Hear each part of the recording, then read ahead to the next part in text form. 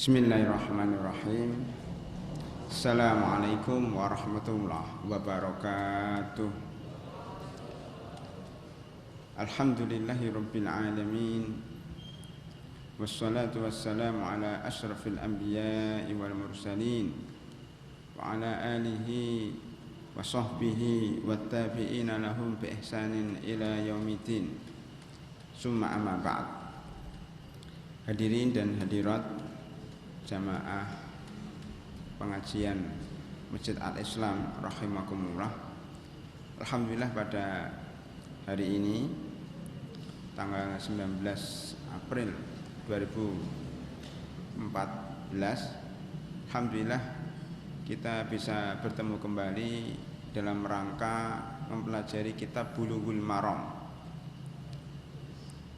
Pada kesempatan kali ini kita sampai kepada Kitabus Shalah, hadis 289 berkenaan dengan sholat sunnah. Bismillahirrahmanirrahim. Wa an Ibni Umar radhiyallahu anhuma qala Rasulullah sallallahu alaihi wasallam rahimahullahu ra'an shalla arba'an qoblal asri, rawahu Ahmadu wa Abu Dawud wa Tirmidzi wa hassanahu wa Ibnu Khuzaimata wa sahhahahu. Dari Abdullah bin Umar radhiyallahu anhuma bahwasanya dia berkata bahwasanya Rasulullah sallallahu alaihi wasallam bersabda, Allah akan memberikan rahmat kepada seseorang yang melakukan sholat 4 rakaat sebelum asar. Hadis ini diriwayatkan oleh Imam Ahmad, Abu Daud, Tirmidzi, dihasankan oleh Tirmidzi dan diriwayatkan oleh Ibnu Khuzaimah dan disahihkan oleh Ibnu Khuzaimah. Hadirin rahimakumullah. Hadis ini masih diperselisihkan oleh para ulama tentang kesahihannya. Sebagian mengatakan dhaif dan sebagian mengatakan hasan li ghairihi, ya, dengan beberapa syawahid atau hadis-hadis lain yang menguatkan hadis-hadis ini sehingga derajatnya menjadi hasan. Hadirin rahimakumullah, hadis ini menerangkan tentang fadilah atau menerangkan keutamaan sholat 4 rakaat sebelum asar. Pernah kita sampaikan bahwa sholat rawatib itu ada 10 atau ada 12. Terjadi perbedaan para ulama berdasarkan hadis Ibnu Umar radhiyallahu anhu yang mengatakan bahwa hafidtu minan Nabi sallallahu alaihi wasallam asra rakaatin. Saya menghafal dari Nabi Muhammad sallallahu alaihi wasallam 10 rakaat. Itu dari hadis Ibnu Umar. Berarti menurut Ibnu Umar salat sunat rawatib itu ada 10 rakaat. Tetapi menurut hadis yang lain, ya, dari Ummu Habibah radhiyallahu anha bahwasanya beliau mengatakan sami'tu Rasulullah sallallahu alaihi wasallam yaqulu man shalla isnatai asrata raqatan fi yaumin wa lailatin bunyalahu bihinna baitun fil jannah. Ini hadis Ummu Habibah yang mengatakan bahwasanya saya mendengar Rasulullah sallallahu alaihi wasallam bersabda, barang siapa yang menjaga 12 rakaat setiap hari dan malam, maka akan dibangun baginya rumah di surga. Di versi Ummu Habibah itu 12 rakaat. Versi Abdullah bin Umar 10 rakaat. Ini yang disebut dengan sholat sunat rawatib. Dan inilah yang muakkadah. Sholat sunat rawatib yang muakkadah, yang ditekankan, yang jarang ditinggalkan oleh Nabi Muhammad SAW, terutama ketika beliau mukim. Ini sholat rawatib. Perbedaannya di mana? Perbedaannya pada sholat duhur, ya, sebelum duhur. Di dalam hadis Abdullah bin Umar itu sebelum duhur itu 2 rakaat. Jadi 10 rakaat muakkadah, 10 sholat rawatib muakkadah itu adalah 2 rakaat sebelum fajar, 2 rakaat sebelum duhur, 2 rakaat ba'da duhur, 2 rakaat ba'dal maghrib, dan 2 rakaat ba'dal isya. Sedang Ummu Habibah, dalam hadis Ummu Habibah itu perbedaannya hanya 2 rakaat sebelum duhur itu diganti dengan 4 rakaat.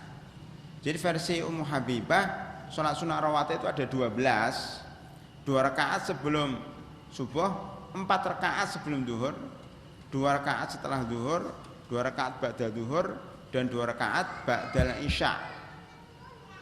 Ya, jadi ada 12. Kita bisa memilih antara 2 itu. Sebaiknya kita menggunakan yang 12 karena ada tambahan 2 rakaat atau 4 rakaat sebelum duhur.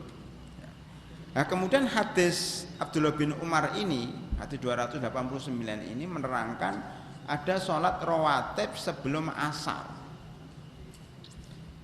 4 rakaat. Nah, sholat rawatib ini tidak muakkadah, tidak sekuat, fadilahnya tidak sekuat sholat rawatib yang 10 atau 12 rakaat dari hadis Abdullah bin Umar dan hadis Ummu Habibah. Jadi kedudukan hadis ini adalah bahwa sholat 4 rakaat sebelum isya, sebelum asar adalah sholat ya, yang sholat sunnah tetapi derajatnya tidak seperti sholat rawatib yang muakkadah. Jadi seseorang boleh melakukan ini, dan yang barang siapa melakukan sholat 4 rakaat sebelum sholat asar itu akan dirahmati oleh Allah Subhanahu wa ta'ala ya. Itu hadis 289.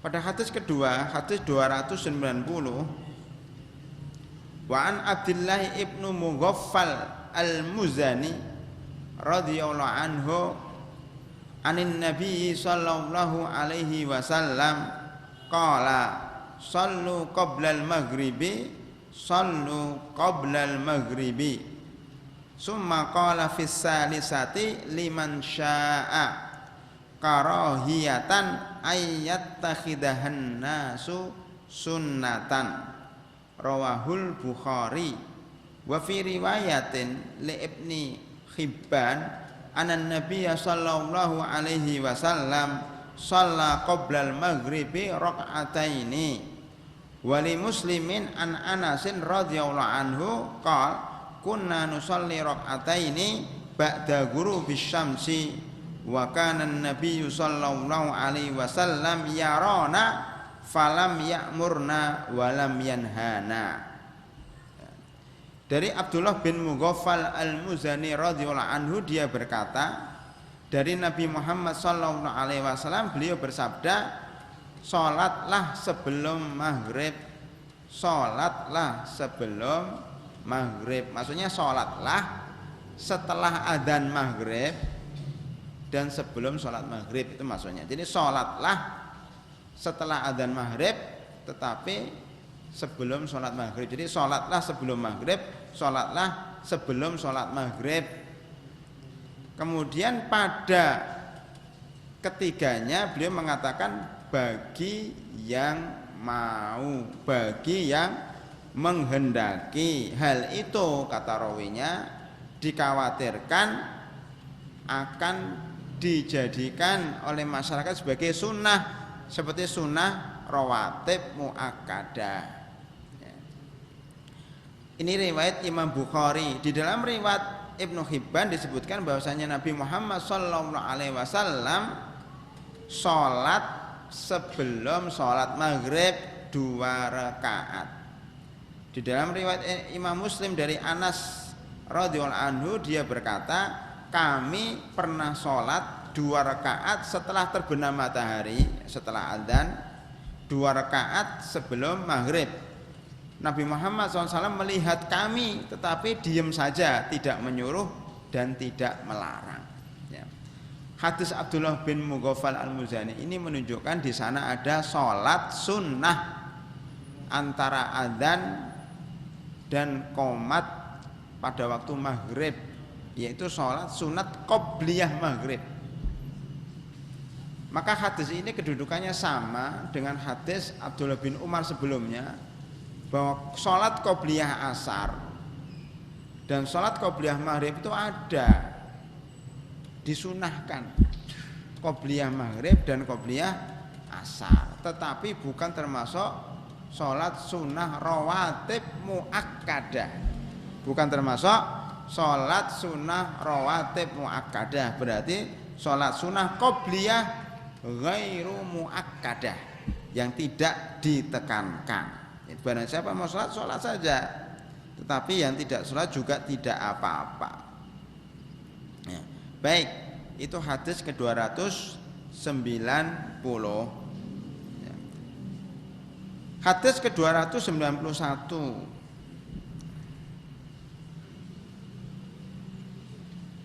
Wa an Aisyata radhiyallahu anha qalat kana an-nabiy sallallahu alaihi wasallam yukhaffif rak'ataini lataini qabla sholatis subhi hatta inni aqulu aqra'a bi ummil kitab hatta inni aqulu aqra'a bi ummil kitab muttafaqun alaihi. Dari Aisyah radhiyallahu anha, dia berkata bahwasanya Nabi Muhammad sallallahu alaihi wasallam itu melakukan sholat 2 rakaat sebelum fajar dan meringankan sholatnya. Beliau Nabi Muhammad SAW meringankan dalam sholat 2 rakaat sebelum sholat subuh, sampai-sampai saya mengatakan apakah beliau sempat membaca Al-Fatihah atau tidak. Hadis riwayat Bukhari dan Muslim. Hadirin rahimakumullah, setelah kita membacakan hadis tentang sholat qobliyah asar dan qobliyah maghrib yang ghairu muakkadah, maka kita sampaikan tadi bahwasanya qobliyah maghrib ini tidak muakkadah, sehingga di beberapa negara yang menganut madhab Hanafiyah, ya seperti Pakistan, ya, seperti Afghanistan dan beberapa tempat yang lain, ya, daerah India, Bangladesh, ya, itu kalau habis adzan maghrib mereka langsung qomat, tidak memberikan kesempatan kepada jamaah untuk sholat sunat, karena tidak ada sholat qobliyah sebelum maghrib, maksudnya tidak ada sholat qobliyah muakkadah. Apalagi kalau menurut madhab Syafi'i bahwa waktu maghrib itu hanya 1, ya, waktunya tidak sampai adzan isya, tetapi waktunya hanya sekedar adzan, kemudian berwudu, memakai pakaian, qomat, sholat 3 rakaat maghrib dan 2 rakaat ba'diyah, itu sudah habis sholatnya menurut madhab Syafi'i. Sehingga sholat maghrib itu disegerakan, qomatnya jangan lama-lama. Bahkan dalam beberapa negara tersebut itu langsung qomat, ya, adzan langsung qomat. Ini untuk sholat qobliyah maghrib. Adapun dalam hadis Aisyah, hadis 291 yang barusan saya baca tadi, itu menerangkan tentang bagaimana sih caranya melakukan sholat sunnah qobliyah subuh. Secara umum sholat yang panjang itu jauh lebih baik daripada sholat yang pendek. Orang yang membaca ayat panjang itu lebih baik daripada yang membaca ayat pendek. Itu secara umum. Tetapi secara khusus, ya, itu tidak bisa diterapkan di dalam sholat sunnah sebelum fajar. Maka kita mengikuti sunnah Nabi Muhammad SAW, bahwa beliau ketika sholat sunat qobliyah subuh itu sholat sunatnya ringan, cepat. Ya. Ringan di sini sebenarnya tidak sama dengan cepat. Kalau cepat itu ngebut, tidak khusyuk, tergesa-gesa, tidak sempurna bacaannya, itu ngebut. Tapi kalau ringan itu sholatnya sempurna, takbiratul ihramnya sempurna, al-fatihahnya sempurna, bacaan suratnya sempurna, rukuknya sempurna, iktidalnya sempurna, sujudnya sempurna, duduknya, tetapi tidak dilama-lamakan. Ya, tidak dilama-lamakan. Itu namanya sholat 2 rakaat ringan. Sholat 2 rakaat ringan. Jadi tidak tergesa-gesa dan tidak ngebut. Sampai-sampai Aisyah radhiyallahu anha mengatakan, apakah beliau itu sempat baca Al-Fatihah saking ringannya. Bukan berarti sholatnya hanya 1 menit. Tetapi para ulama menjelaskan, ini kebiasaan Rasulullah SAW itu kalau sholat sunat lama. Ini kok tiba-tiba cepat. Jadi cepatnya ini dibanding dengan yang lama, itu seakan-akan kok nggak baca Al-Fatihah. Saya berikan gambaran ilustrasi. Kalau orang ya naik mobil di tol samping kita ini, ya, itu biasanya rata-rata 100 km, 80 km. Kalau sepi hari Minggu seperti ini itu bisa 100, 120. Ya. Kan cepat itu. Cepat. Kalau orang ngebut 120 kemudian melihat truk yang ngangkut barang, kontainer itu ya. Itu seakan-akan truknya kok nggak gerak-gerak ya. Kok ada truk berhenti di tengah tol, padahal truknya itu jalan, cuma jalannya 40 km ya, 40 km, 30 km. Tapi kalau dibanding dengan yang 120 km seakan-akan dia berhenti, bener nggak? Seakan dia berhenti, truk kok nggak jalan-jalan, nggak bergerak, padahal dia gerak juga. Tapi dibanding kalau truk berjalan 30 km di jalan tol ya kelihatannya berhenti. Mungkin saya katakan truk ini kok berhenti ya, nggak jalan-jalan, dibanding dengan yang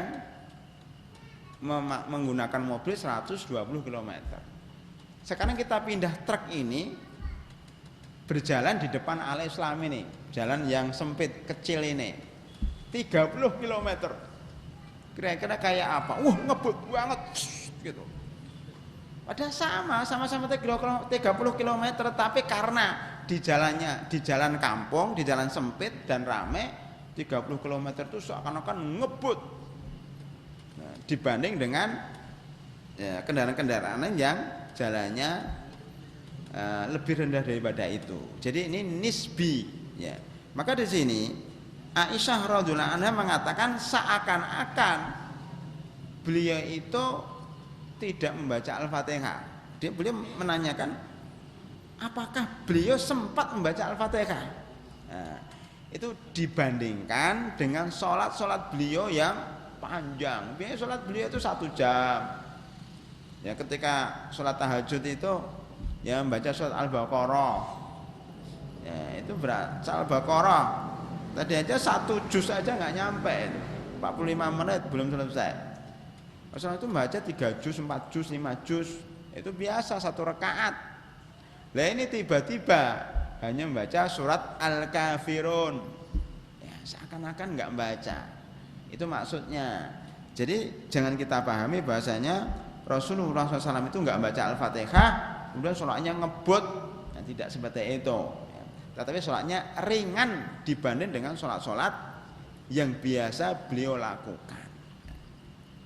Hadirin rahimakumullah, oleh karena itu kalau kita sholat sunat qobliyah subuh, maka sholatlah ringan, secara ringan seperti Rasulullah SAW membaca. Nanti kita sampaikan membaca Qul ya ayyuhal kafirun di awal rakaat, dan qul huwallahu ahad di rakaat kedua. Walaupun kita hafal 1 juz, tapi sunnahnya tidak menghafal 1 juz. Karena kondisinya bukan untuk itu. Ya. Itu yang pertama. Yang kedua, Rasulullah SAW itu mampu dan bisa membaca lebih panjang, tapi sengaja tidak membaca panjang. Kenapa?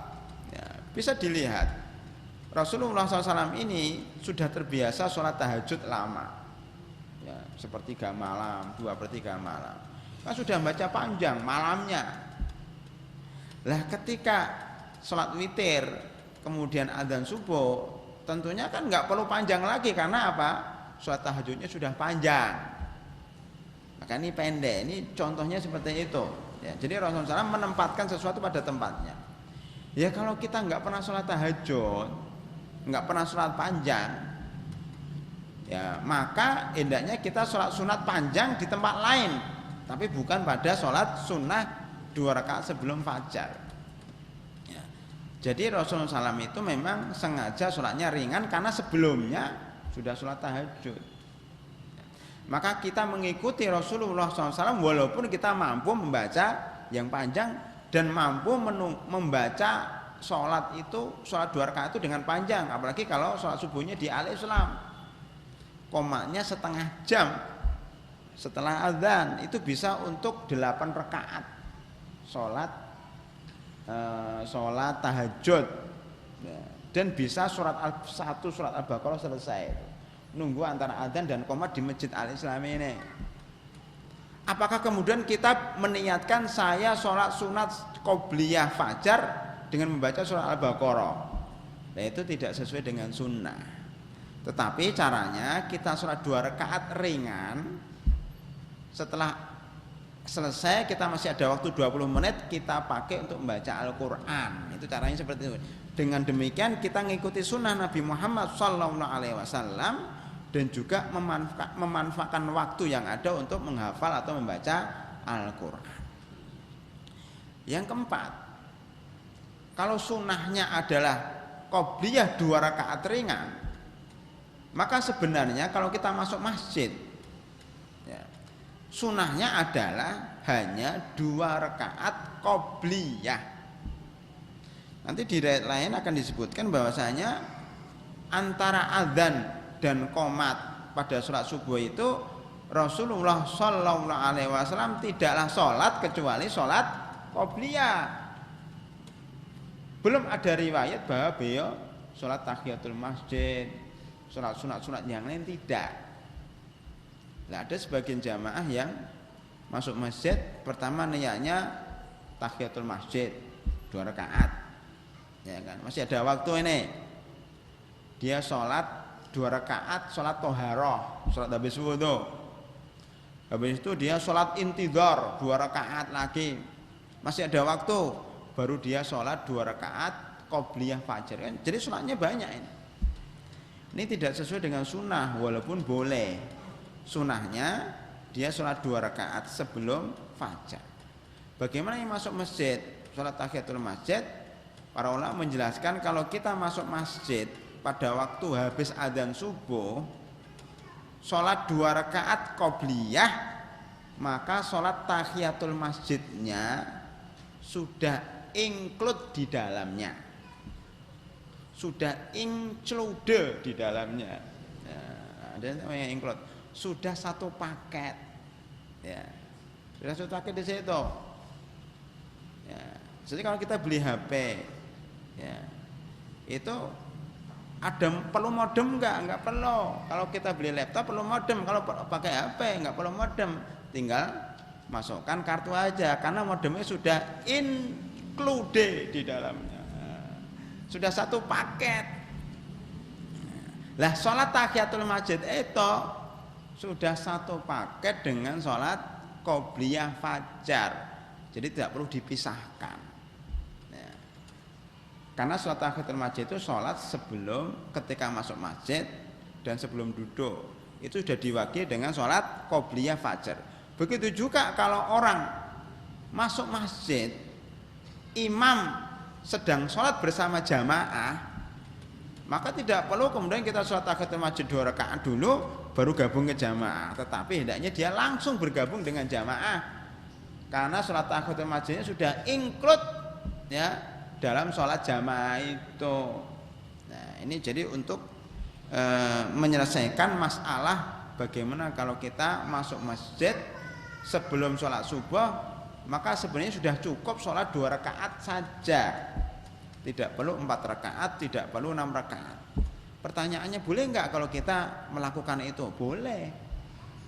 Tetapi tidak seperti yang dilakukan oleh Rasulullah SAW. Ya. Kecuali kalau sholat-sholat yang lain selain sholat qobliyah subuh. Ya. Tapi boleh dikerjakan niatnya sholat tahiyatul masjid 2 rakaat dan niat lagi sholat toharoh, kemudian niat lagi 2 rakaat sholat antara adzan dan qomat, kemudian niat lagi sholat menunggu daripada nganggur, ya sholat lagi boleh gitu. Dan terakhir sholat qobliyah fajar. Tapi itu belum ada riwayat dari Rasulullah Sallallahu Alaihi Wasallam memperbanyak sholat sunat antara adzan dan qomat dalam sholat subuh. Adapun menunggu Jumat, ya kalau menunggu Jumat itu ada namanya sholat intidhar, sholat menunggu imam naik mimbar. Itu sholat berapa rakaat pun itu disunahkan. Baik, jadi itu sudah selesai ya. Kemudian kita lanjutkan kepada hadis 292. Wa an Abi Hurairah radhiyallahu anhu anan nabiyya sallallahu alaihi wasallam qara'a fi rak'atainil fajri qul ya ayyuhal kafirun wa qul huwallahu ahad, rawahu Muslim. Dan dari Abu Hurairah radhiyallahu anhu bahwasanya Nabi Muhammad sallallahu alaihi wasallam membaca pada 2 rakaat fajar itu yang pertama qul ya ayyuhal kafirun, sedang rakaat kedua membaca qul huwallahu ahad. Hadis riwayat Muslim. Hadis ke-293. Wa an Aisyah radhiyallahu anha qalat kana Nabi sallallahu alaihi wasallam idza shalla rak'atail fajri ittaja'a ala shiqqihil aiman, rawahul Bukhari. Dari Aisyah radhiyallahu anha, beliau berkata bahwasanya Nabi Muhammad sallallahu alaihi wasallam setelah sholat 2 rakaat fajar itu berbaring di atas pinggang kanannya. Berbaring di atas pinggang kanannya. Hadis riwayat Imam Bukhari. Hadirin rahimakumullah, 2 hadis ini menunjukkan pertama, sunnahnya di dalam sholat qobliyah fajar itu membaca qul ya ayyuhal kafirun pada rakaat pertama, dan pada rakaat kedua membaca qul huwallahu ahad. Pertanyaannya, boleh enggak kita membaca pada rakaat pertama surat Al-Baqarah, pada rakaat kedua membaca surat Ali Imran? Boleh enggak? Boleh, tetapi tidak sesuai dengan sunnah. Sunnahnya qul ya ayyuhal kafirun pada rakaat. Boleh kita membaca inna atainakal kautsar? Boleh. Membaca tabat yada abi lahabi wa tab? Boleh, tetapi tidak sesuai dengan sunnah.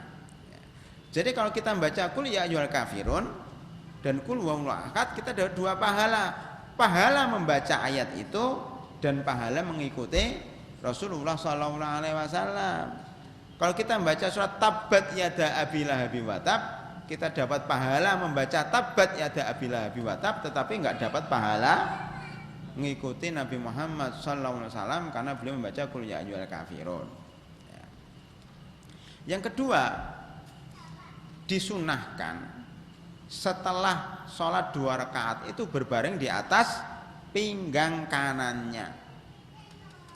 Tetapi hadirin rahimakumullah, yang perlu kita perhatikan, yang menceritakan ini siapa? Aisyah radhiyallahu anha, istri beliau. Menunjukkan bahwa sholat sunat qobliyah fajar itu dilakukan di rumahnya dan istrinya bangun melihatnya. Itu sunnahnya seperti itu.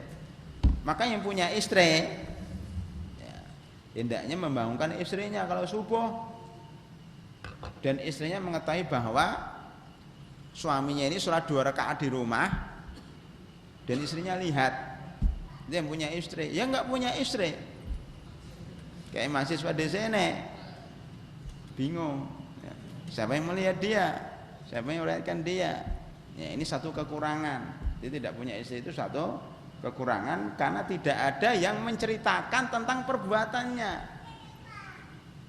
Itulah rahasia kenapa istri Rasulullah SAW itu lebih daripada satu, supaya ceritanya itu lengkap. Kalau istrinya cuma satu, ya kalau pas tidur atau pas nggak tahu, siapa yang ceritakan?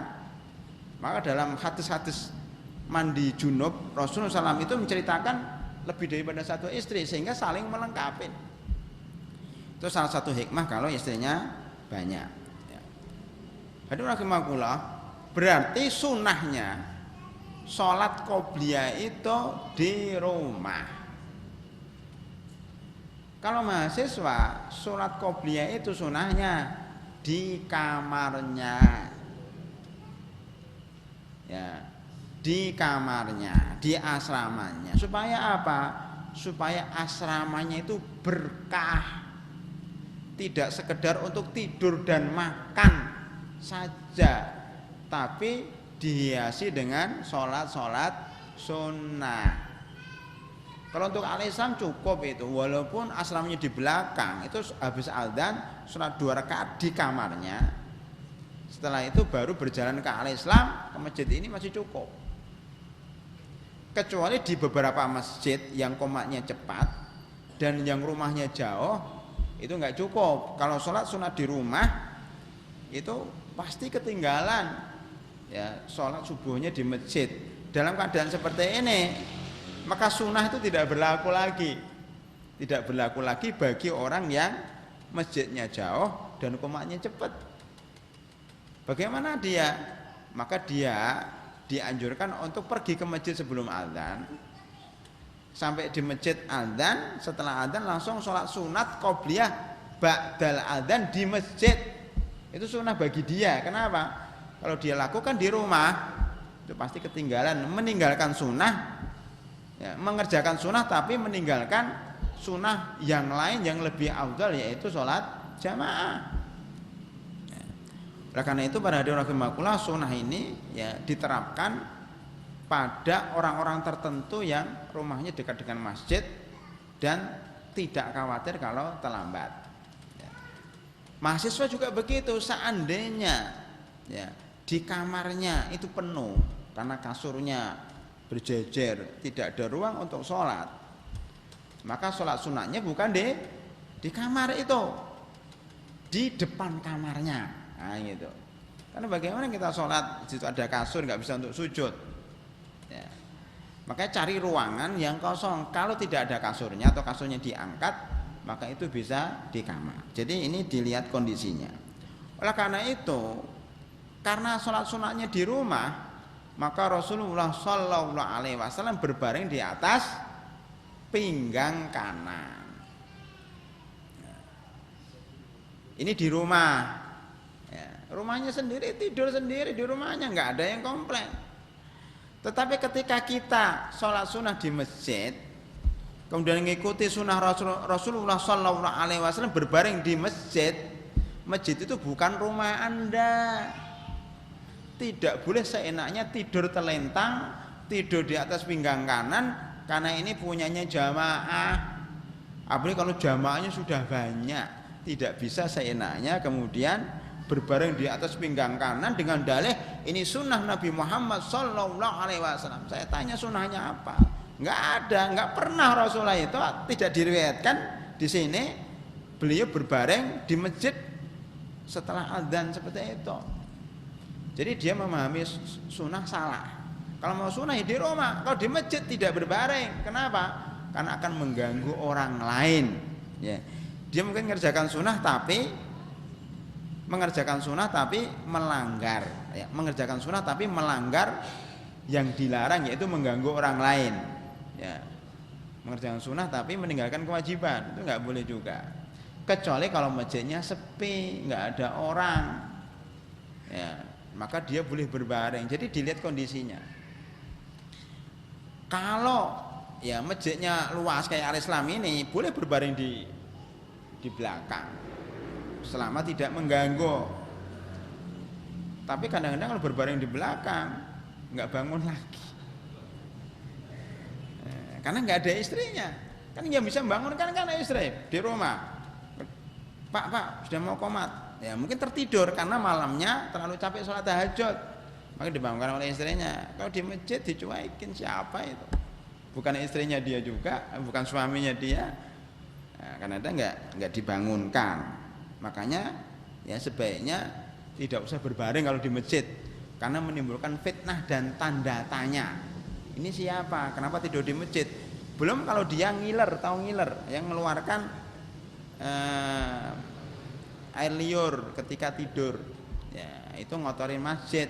Ya, maka sebaiknya tidak usah berbaring di masjid, karena sunnahnya berbaringnya di rumah. Apa hikmahnya berbaring?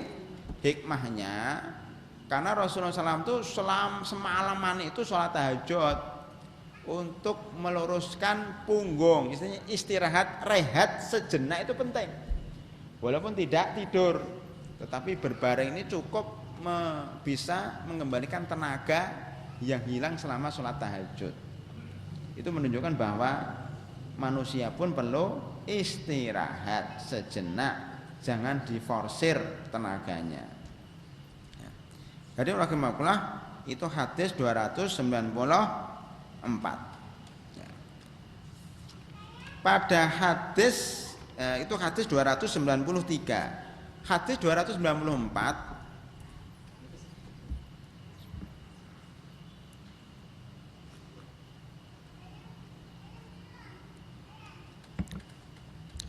Wa an Abi Hurairah radhiyallahu anhu qala qala Rasulullah sallallahu alaihi wasallam idza shalla ahadukum rak'ataini qabla sholati subhi falyattaji' ala jambihil aiman. Rawahu Ahmad wa Abu Daud wa Tirmidzi wa shahhahahu. Dari Abu Hurairah radhiyallahu anhu berkata Rasulullah sallallahu alaihi wasallam, jika salah seorang dari kalian sholat 2 rakaat sebelum subuh, maka hendaknya berbaring di atas pinggang kanan. Hadis riwayat Imam Ahmad, Abu Daud, Tirmidzi dan disahihkan. Hadis ini masih diperselisihkan tentang kesahihannya. Sebagian ulama mengatakan ini tidak sahih. Perkataan barang siapa yang sholat 2 rakaat sebelum subuh hendaknya berbaring di atas pinggang kanannya, ini secara perkataan tidak benar. Yang benar ini adalah perbuatan Rasulullah Sallallahu Alaihi Wasallam. Maka dibedakan antara perkataan dan perbuatan. Kalau perbuatan Rasulullah Sallallahu Alaihi Wasallam itu beliau tidak memerintahkan, hanya berbuat begitu saja. Perbuatan beliau itu bisa ditafsirkan macam-macam. Mungkin perbuatan ini khusus beliau, mungkin perbuatan ini menunjukkan kebolehan, ya, mungkin menunjukkan itu sunnah, mungkin itu menunjukkan itu wajib. Jadi penafsirannya macam-macam untuk kalau perbuatan. Tetapi kalau perkataan jelas, barang siapa di antara kalian yang sholat 2 rakaat hendaknya berbaring di atas pinggang kanannya. Ini perintah, jelas perintah. Perintah itu paling tidak hukumnya sunnah. Kalau perbuatan bisa haram, bisa boleh, bisa makruh. Jadi perbuatan itu mengandung 5, bisa haram, bisa makruh, bisa mubah, bisa sunnah, bisa wajib. Coba kita berikan contoh satu-satu. Perbuatan Rasulullah Sallallahu Alaihi Wasallam yang haram kita ikutin. Apa itu? Menikah lebih daripada 4. Nah, perbuatannya haram kita ikutin. Perbuatannya makruh untuk kita ikutin. Contohnya, ya, beliau Rasulullah Shallallahu Alaihi Wasallam sebagaimana di dalam hadis Abdullah bin Umar radhiyallahu anhu, beliau berkata, suatu ketika saya naik di atas rumah saudari saya namanya Hafsah binti Umar, kakak iparnya.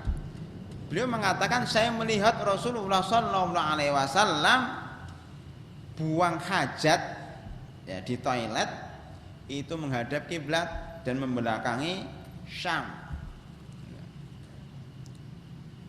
Itu menunjukkan perbuatan Rasulullah Shallallahu Alaihi Wasallam, tapi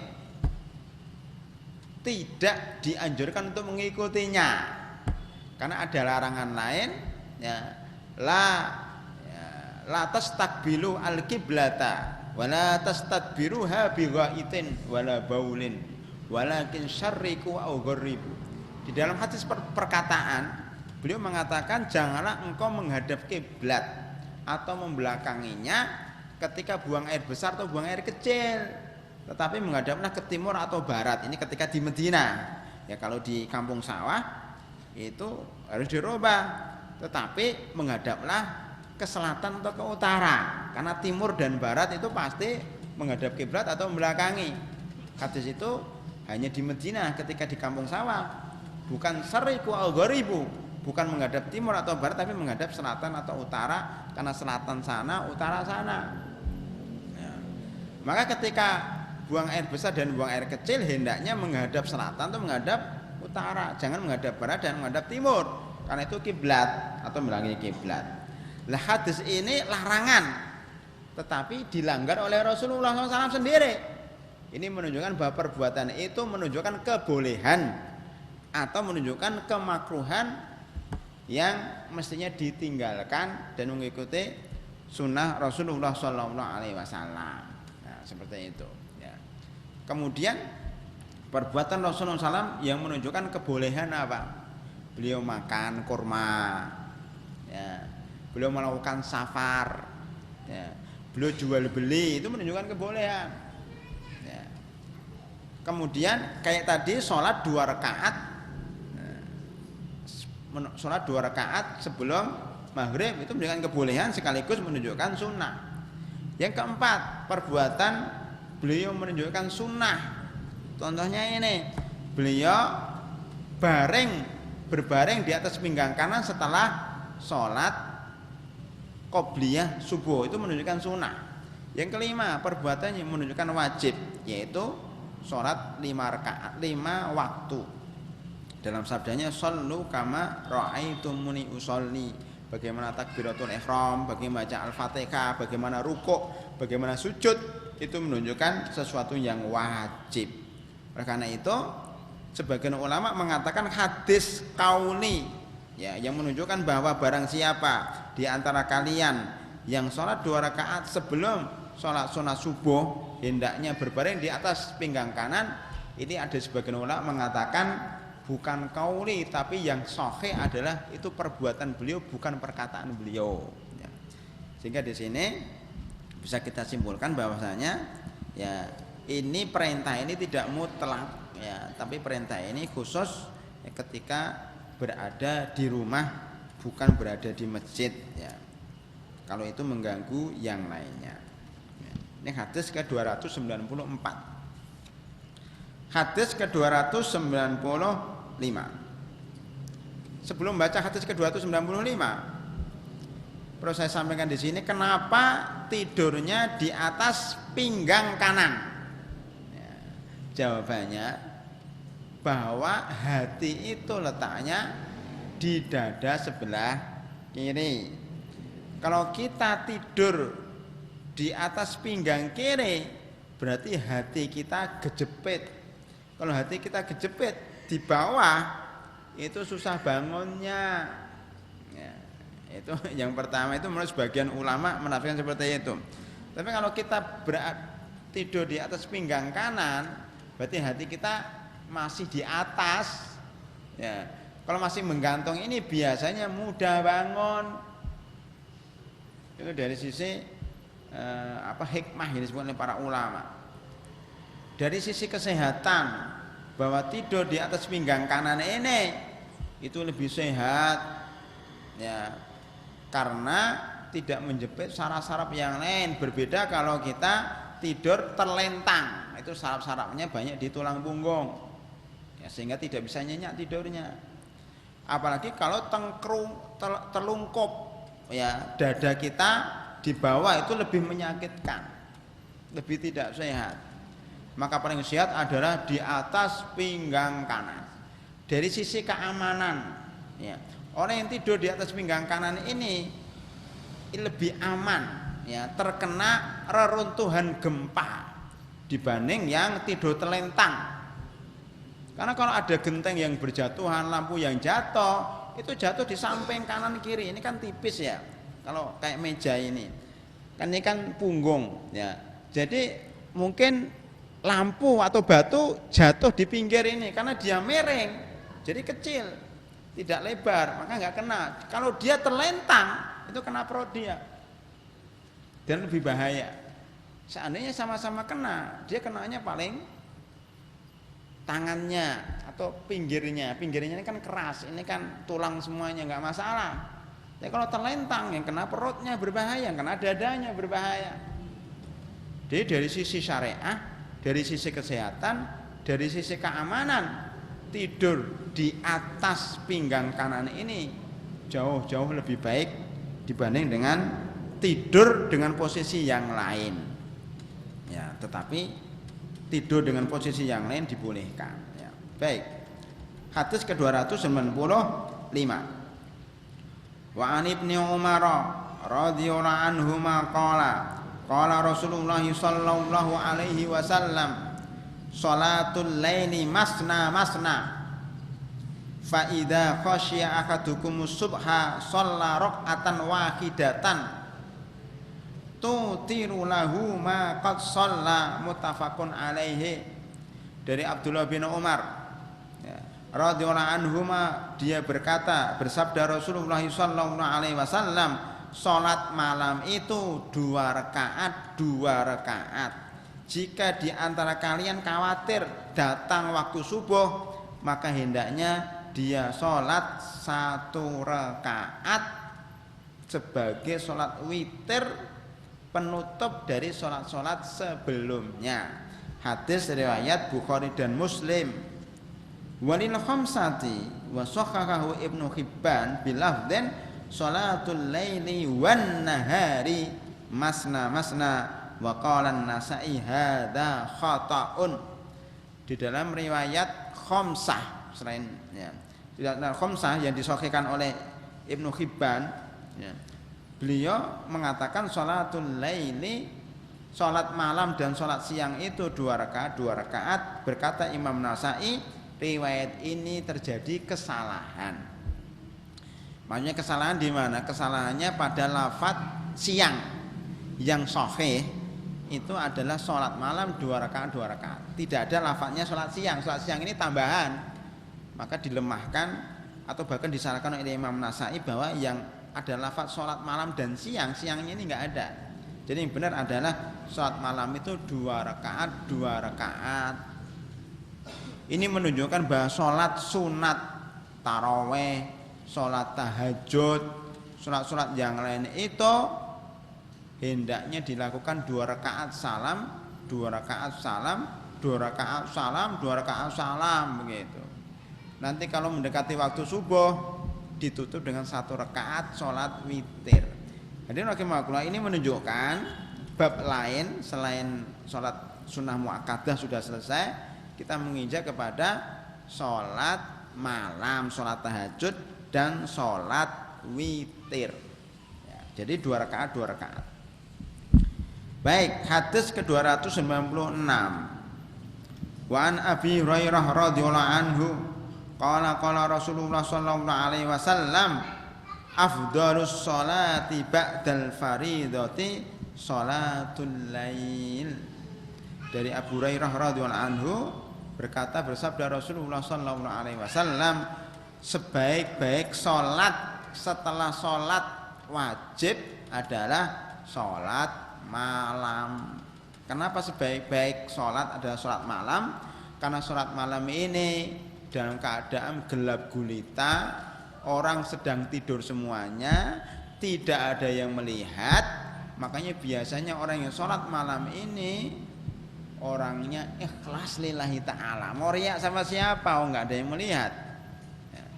Maka memang sholat malam ini dilaksanakan pada waktu malam dan tidak berjamaah. Kenapa? Karena menghindari riak. Inilah yang menyebabkan dia afdol, menyebabkan dia utama karena keikhlasannya itu. Kalau sholat wajib, sholat jamaah ini karena jamaahnya itu syiarnya. Sedang sholat rawatib itu ngikutin, yang ngikutin depan atau belakangnya sholat wajib. Nah, sholat sunnah yang afdal adalah yang ikhlas lillahi ta'ala, yaitu yang dilakukan pada waktu malam hari. Ya. Baik.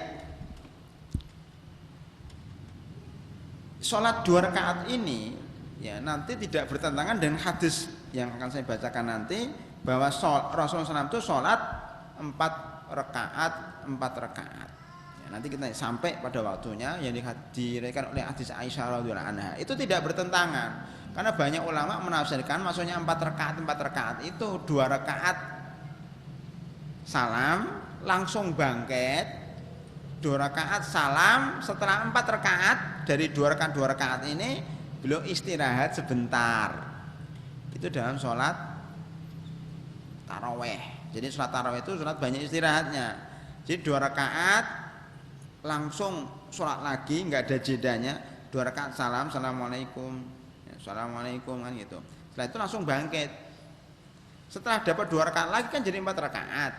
Itu berhenti sebentar, ngambil nafas, minum, minum air putih juga boleh, minum air jahe juga boleh. Biasanya imam capek ya, ketika membaca 4 rakaat itu berhenti minum. Nah, saya anjurkan imam beli jahe sendiri-sendiri. Nanti kalau jangan minta pesantren, nanti habis imamnya setiap malam. Ya. Nah, itu jahe itu bisa untuk menyegarkan tenggorokan dan melebarkan pembuluh darah. Jadi yang punya masalah pembuluh darah, darahnya nggak jalan lancar, hendaknya makan minum jahe. Ya, boleh warnanya coklat seperti ini, boleh warnanya yang lain. Artinya setelah sholat 4 rakaat itu berhenti dulu. Ya, ada yang berdoa, ada yang duduk merebahkan punggungnya, ada yang minum, ada yang berwudu. Setelah berapa saat baru bangkit lagi. Sholat 2 rakaat lagi, baru berhenti. Istirahat dulu, baru sholat witir 3 rakaat. Itu yang dilakukan oleh umat Islam hampir seluruh dunia, ya, termasuk di Mesir, di Arab Saudi, di Mekah, di Medina, di beberapa negara yang lain itu hampir rata-rata seperti itu. Itu sunnahnya.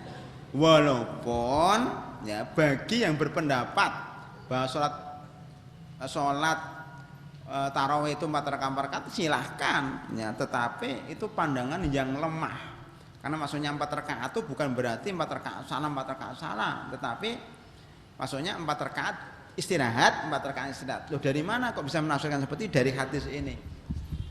Hadis ini ya, hadis siapa ini? Hadis Ibnu Umar ya. Ini menunjukkan hadis Ibnu Umar, hadis Abu Hurairah dan hadis-hadis yang lain ini menunjukkan bahwa sholat malam itu 2 rakaat ya. Bukan 4 rakaat ya. Baik, itu yang lebih tepat dan yang lebih benar. Hadis berikutnya hadis 297.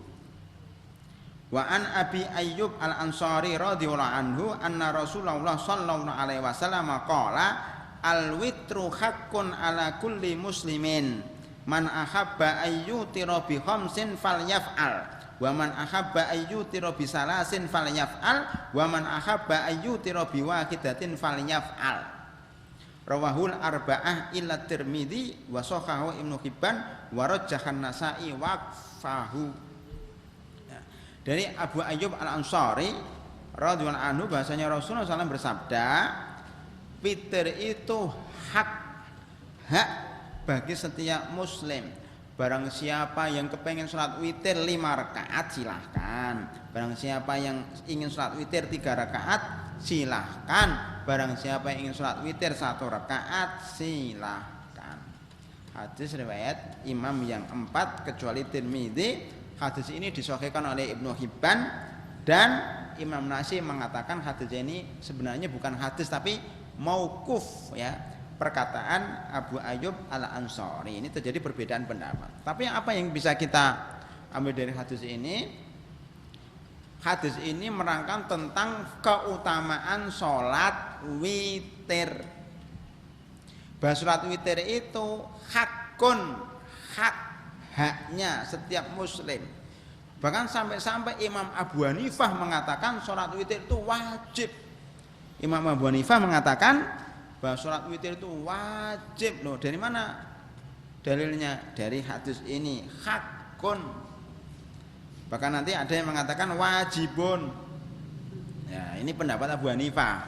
Tetapi mayoritas ulama mengatakan sholat witir itu sunnah muakkadah, tidak sampai derajat wajib. Tetapi termasuk sholat-sholat sunat yang hampir tidak pernah ditinggalkan oleh Rasulullah SAW, baik ketika beliau mukim maupun beliau safar. Itu tidak pernah meninggalkan sholat witir dan sholat 2 rakaat fajar. Bayangkan, beliau meninggalkan sholat tahajud.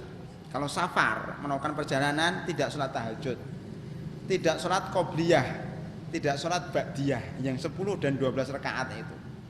Bahkan sholatnya dijamak. Walaupun begitu masih mempertahankan sholat witir dan sholat sunnah qobliyah fajar. Ini menunjukkan bahwa derajat sholat witir itu sangat tinggi sekali, melebihi 10 rakaat, ya, sunnah muakkadah itu. Ya, sampai-sampai hampir tidak pernah ditinggalkan Rasulullah SAW. Makanya Imam Abu Hanifah mengatakan itu wajib. Tapi yang benar bahwa itu adalah sunnah Nabi Muhammad SAW, tidak sampai itu pada derajat wajib. Hadirin rahimakumullah, masih banyak hadis-hadis tentang sholat witir. Insya Allah akan kita lanjutkan pada pertemuan-pertemuan mendatang. Sebelum saya tutup, saya memberikan kesempatan untuk tanya jawab kepada para hadirin dan hadirat. Silahkan kalau ada yang bertanya. Ya, silahkan.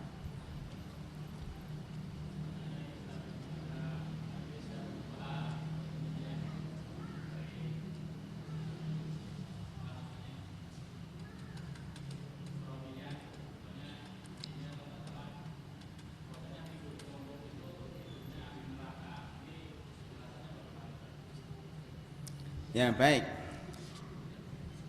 Ada hadis yang menjelaskan, ya, bahwa seseorang tidur terkelungkup, ya, yang dadanya di bawah, perutnya di bawah, ya, seperti orang yang terjerambat jatuh, mukanya dulu seperti itu, seperti orang renang lah.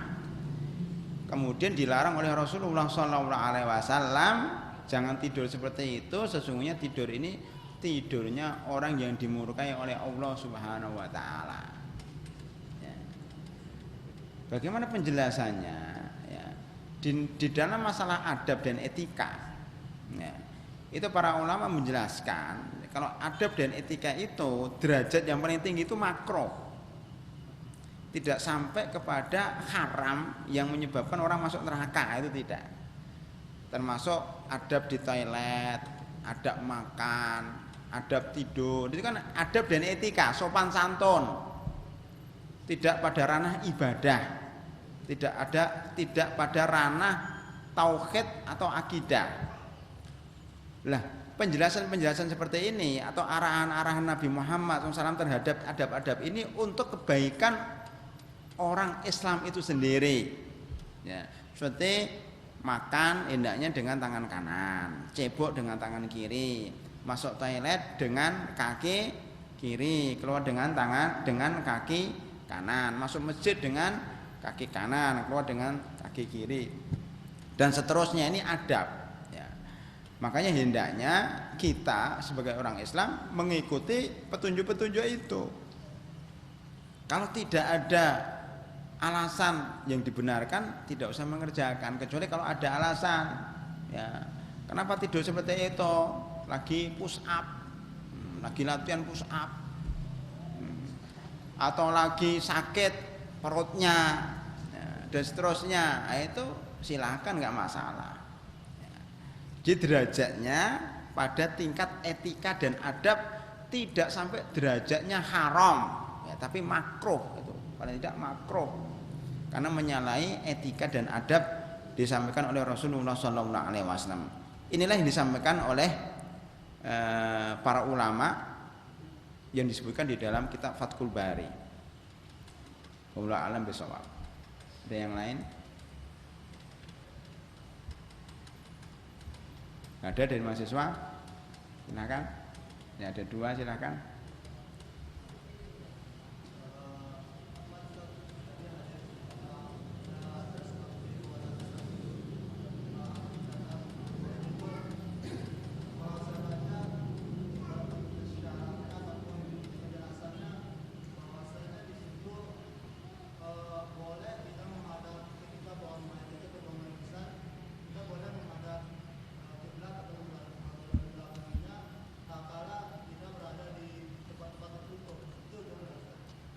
Baik, jadi para ulama berbeda pendapat dalam masalah ini. Sebagiannya mengatakan haram mutlak, baik di dalam toilet, di dalam tempat-tempat tertutup namanya toilet, kamar mandi, WC yang tertutup, maupun di lapangan yang luas tidak ada bangunannya. Itu sebagian ulama mengatakan haram mutlak, tidak boleh secara mutlak, tidak boleh secara mutlak. Tetapi ada yang berpendapat bahwa kalau di dalam bangunan itu boleh, kalau di luar bangunan nggak boleh, berdalil dengan hadis Abdullah bin Umar tadi. Rasulullah mengerjakan. Kalau mengerjakan berarti menunjukkan, paling tidak menunjukkan kebolehan, karena Rasulullah tidak pernah mengerjakan sesuatu yang haram. Paling tidak itu boleh. Nah, ada dua pendapat seperti itu. Makanya mungkin Rasulullah ingin memberitahu saja ini boleh, tetapi paling tidak kita menghindari. Suatu ketika seorang sahabat itu bercerita, suatu ketika kami pergi ke daerah Syam, ke Syria, daerah Syria, Lebanon, Palestina. Itu kami ke sana, ternyata rumah-rumah tersebut WC-nya menghadap kiblat. Sudah dibangun, gimana bongkarnya, susah kan? Makanya kami ketika qadaul hajah, kata sahabat itu, kami miring, itu miring dikit, dan kami beristighfar kepada Allah Subhanahu Wa Taala. Kami beristighfar minta ampun, ya Allah, ini bukan kemauan kami, memang WC-nya kayak begini. Nah, itu menunjukkan bahwa sahabat itu benar-benar kepengen mengikuti sunnah Nabi Muhammad SAW. Tapi kalau sudah ada, tidak perlu dibongkar, tinggal miring dikit, itu. Atau kalau nggak mau miring ya sudah apa adanya, ya karena sudah nggak kuat lagi mau bongkar dulu, keburu keluar kan, ya sudah, nggak bisa diundur-undur. Kalau buang air besar, buang air kecil nggak bisa diundur-undur kan. Masa mikir bongkar dulu, kelamaan butuh waktu 1 bulan, masa suruh menahan 1 bulan kan nggak bisa. Makanya sudah miring dikit, asal tidak menghadap langsung, dan beristighfar kepada Allah Subhanahu Wa Taala. Wallahu a'lam bishawab. Silakan yang sama.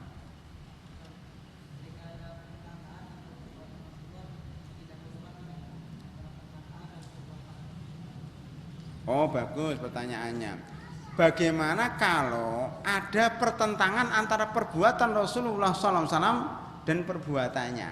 Para ahli usul fikih mengatakan didahulukan perkataannya, karena perkataannya ini jelas, tegas, ya, tidak bisa ditafsir-tafsirkan kembali. Ya, kalau perintah ya perintah, shallu kama ra'aitumuni usolli, kan jelas. Ya. Tetapi kalau perbuatan itu tadi bisa haram, bisa makruh, bisa mubah, bisa sunnah, dan bisa wajib, bahkan mungkin karena lupa. Seperti beliau sholat zuhur atau asar 2 rakaat, lupa, beliau salah, kan perbuatan ini. Tapi Rasulullah tidak pernah mengatakan kalau kamu sholat zuhur salamlah pada rakaat kedua, kan nggak pernah kita dengar seperti itu. Tapi belum pernah melakukan karena lupa. Jadi perbuatan mungkin karena lupa, mungkin karena kebetulan, mungkin karena kondisi tertentu. Oleh karena itu para ulama usul fiqh mengatakan kalau terjadi pertentangan, kelihatannya bertentangan antara perbuatan dan perkataan, maka dahulukanlah perkataannya. Karena perbuatan itu mungkin karena faktor-faktor tertentu. Maka tidak boleh pada hadirin rahimakumullah perbuatan seseorang itu dijadikan dalil. Oh, Ustadz Fulan ngerjakan itu, Ustadz Fulan ngerjakan gitu. Mungkin ngerjakan itu karena faktor-faktor tertentu. Yang dilihat itu perkataannya. Perkataannya pun dilihat bukan hanya satu perkataan. Mungkin di sini mengatakan begini, di sana mengatakan yang lebih sempurna lagi. Sebagaimana Rasulullah SAW tidak boleh kita ngambil satu perkataan kemudian meninggalkan perkataan yang lain. Jangan-jangan perkataan yang di sini itu disempurnakan dengan perkataan yang di sono. Maka kalau kita kepingin mengistimbalkan hukum, hendaknya membaca seluruh hadis Nabi Muhammad SAW supaya tidak terjadi pertentangan. Kenapa? Kalau hanya membaca satu hadis, jangan-jangan hadis itu sudah dinasah atau dihapus dengan hadis yang lain. Jadi ringkasnya, kalau terjadi pertentangan antara perbuatan dan perkataan, kita dahulukan perkataan. Kalau perkataannya banyak, maka harus digabung jadi satu, tidak boleh hanya diambil satu dan dibuang yang lain. Hadirin rahimahullah, barangkali itu dulu kajian kita malam ini, mudah-mudahan bermanfaat. Lebih kurangnya saya mohon maaf. Subhanakallahumma bihamdika asyhadu an la ilaha illa anta astaghfiruka wa atubu ilaik. Assalamualaikum warahmatullahi wabarakatuh.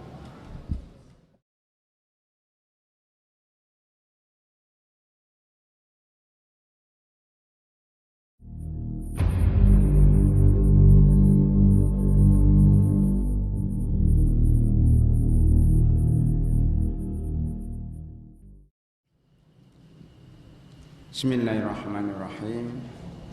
Assalamualaikum warahmatullahi wabarakatuh. Alhamdulillahi rabbil alamin. Wassalatu wassalamu ala asyrafil anbiya'i wal mursalin wa ala alihi wa sahbihi wat tabi'ina lahum bi ihsanin ila yaumiddin. Summa amma ba'd. Hadirin dan hadirat jamaah pengajian Masjid Al-Islam rahimakumullah. Alhamdulillah pada hari ini tanggal 19 April 2014, alhamdulillah kita bisa bertemu kembali dalam rangka mempelajari kitab Bulughul Maram. Pada kesempatan kali ini kita sampai kepada Kitabus Shalah hadis 289 berkenaan dengan sholat-sholat sunnah. Bismillahirrahmanirrahim. Wa an Ibni Umar radhiyallahu anhuma qala qala Rasulullah sallallahu alaihi wasallam rahimahullahu ra'an shalla arba'an qoblal asri. Rawahu Ahmadu wa Abu Dawud wa Tirmidzi wa hassanahu wa Ibnu Khuzaimata wa sahhahahu. Dari Abdullah bin Umar radhiyallahu anhuma bahwasanya dia berkata bahwasanya Rasulullah sallallahu alaihi wasallam bersabda, Allah akan memberikan rahmat kepada seseorang yang melakukan sholat 4 rakaat sebelum asar. Hadis ini diriwayatkan oleh Imam Ahmad, Abu Daud, Tirmidzi, dihasankan oleh Tirmidzi dan diriwayatkan oleh Ibnu Khuzaimah dan disahihkan oleh Ibnu Khuzaimah. Hadirin rahimakumullah, hadis ini masih diperselisihkan oleh para ulama tentang kesahihannya. Sebagian mengatakan dhaif dan sebagian mengatakan hasan li ghairihi, dengan beberapa syawahid atau hadis-hadis lain yang menguatkan hadis-hadis ini sehingga derajatnya menjadi hasan. Hadirin rahimakumullah, hadis ini menerangkan tentang fadilah atau menerangkan keutamaan sholat 4 rakaat sebelum asar. Pernah kita sampaikan bahwa sholat rawatib itu ada 10 atau ada 12. Terjadi perbedaan para ulama berdasarkan hadis Ibnu Umar radhiyallahu anhu yang mengatakan bahwa hafidtu minan nabi sallallahu alaihi wasallam asra rakaatin. Saya menghafal dari Nabi Muhammad sallallahu alaihi wasallam 10 rakaat. Itu dari hadis Ibnu Umar. Berarti menurut Ibnu Umar sholat sunat rawatib itu ada 10 rakaat. Tetapi menurut hadis yang lain ya dari Ummu Habibah radhiyallahu anha bahwasanya beliau mengatakan sami'tu Rasulullah sallallahu alaihi wasallam yaqulu man shalla isnatai asrata raq'atan fi yaumin wa lailatin bunyalahu bihinna baitun fil jannah. Ini hadis Ummu Habibah yang mengatakan bahwasanya saya mendengar Rasulullah sallallahu alaihi wasallam bersabda, barang siapa yang menjaga 12 rakaat setiap hari dan malam, maka akan dibangun baginya rumah di surga. Di versi Ummu Habibah itu 12 rakaat. Versi Abdullah bin Umar 10 rakaat. Ini yang disebut dengan sholat sunat rawatib. Dan inilah yang muakkadah. Sholat sunat rawatib yang muakkadah, yang ditekankan, yang jarang ditinggalkan oleh Nabi Muhammad SAW, terutama ketika beliau mukim. Ini sholat rawatib. Perbedaannya di mana? Perbedaannya pada sholat duhur ya, sebelum duhur. Di dalam hadis Abdullah bin Umar itu sebelum duhur itu 2 rakaat. Jadi 10 rakaat muakkadah, 10 sholat rawatib muakkadah itu adalah 2 rakaat sebelum fajar, 2 rakaat sebelum duhur, 2 rakaat ba'da duhur, 2 rakaat ba'dal maghrib, dan 2 rakaat ba'dal isya. Sedang Ummu Habibah, dalam hadis Ummu Habibah itu perbedaannya hanya 2 rakaat sebelum duhur itu diganti dengan 4 rakaat. Jadi versi Ummu Habibah sholat sunat rawatib itu ada 12, 2 rakaat sebelum subuh, 4 rakaat sebelum duhur, 2 rakaat setelah duhur, 2 rakaat ba'da duhur, dan 2 rakaat ba'dal isya ya, jadi ada 12. Kita bisa memilih antara 2 itu. Sebaiknya kita menggunakan yang 12 karena ada tambahan 2 rakaat atau 4 rakaat sebelum duhur. Nah, kemudian hadis Abdullah bin Umar ini, hadis 289 ini menerangkan ada sholat rawatib sebelum asar 4 rakaat. Nah, sholat rawatib ini tidak muakkadah, tidak sekuat, fadilahnya tidak sekuat sholat rawatib yang 10 atau 12 rakaat dari hadis Abdullah bin Umar dan hadis Ummu Habibah. Jadi kedudukan hadis ini adalah bahwa sholat 4 rakaat sebelum isya, sebelum asar adalah sholat ya, yang sholat sunnah tetapi derajatnya tidak seperti sholat rawatib yang muakkadah. Jadi seseorang boleh melakukan ini, dan yang barang siapa melakukan sholat 4 rakaat sebelum sholat asar itu akan dirahmati oleh Allah Subhanahu wa ta'ala ya. Itu hadis 289. Pada hadis kedua, hadis 290,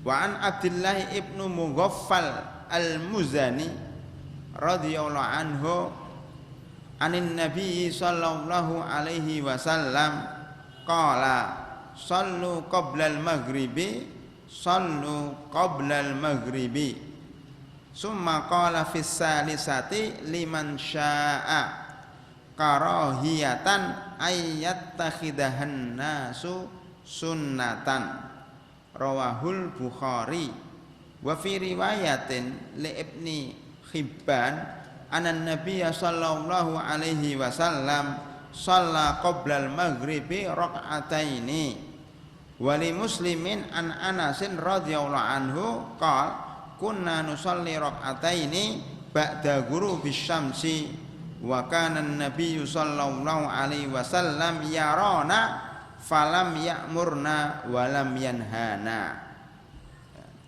Dari Abdullah bin Mughaffal al-Muzani radhiyallahu anhu dia berkata dari Nabi Muhammad sallallahu alaihi wasallam beliau bersabda, salatlah sebelum maghrib, salatlah sebelum maghrib. Maksudnya salatlah setelah adzan maghrib dan sebelum salat maghrib, itu maksudnya. Jadi salatlah setelah adzan maghrib tetapi sebelum salat maghrib. Jadi salatlah sebelum maghrib, salatlah sebelum salat maghrib. Kemudian pada ketiganya beliau mengatakan bagi yang mau, bagi yang menghendaki. Hal itu kata rawinya dikhawatirkan akan dijadikan oleh masyarakat sebagai sunnah, seperti sunnah rawatib muakkadah. Ini riwayat Imam Bukhari. Di dalam riwayat Ibnu Hibban disebutkan bahwasanya Nabi Muhammad sallallahu alaihi wasallam salat sebelum salat maghrib 2 rakaat. Di dalam riwayat Imam Muslim dari Anas radhiyallahu anhu dia berkata, kami pernah salat 2 rakaat setelah terbenam matahari.